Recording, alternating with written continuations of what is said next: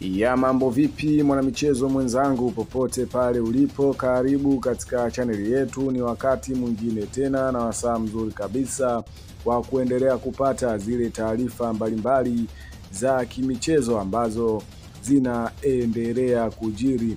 Bwana, nikukumbushe tu mdau wa soka, kama bado huja subscribe chaneli yetu, cha kufanya ni kubonyeza subscribe button iliyopo chini ya video hii, lakini pia hakikisha unabonyeza hicho kikengele ili usipitwe na taarifa zote za kimichezo tutakazo kusogezea hapa katika chaneli yako bora kabisa ya kimichezo.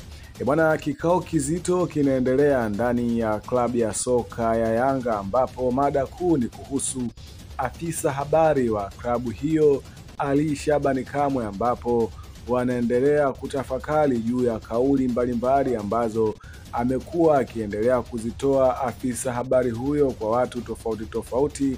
Na tumeweza kuona hivi juzi Ali Shabani Kamwe aliweza kuwekwa chini ya kizuizi na maafisa wa polisi kutokana na kauli zake ambazo alizitoa kwa mkuu wa mkoa wa Tabora.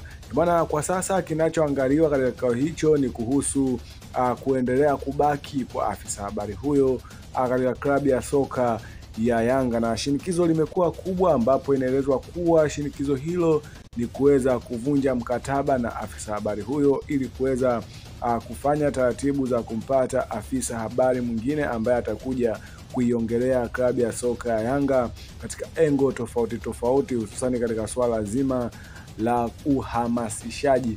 Tumeweza kuona Ali Shabani Kamwe amekuwa akitolea watu maneno tofauti tofauti. Alianza kwa Juma Mgunda, lakini pia tukaweza kuona kwa mkuu wa mkoa wa Tabora, na hii imeshtua viongozi wa klabu ya soka ya Yanga.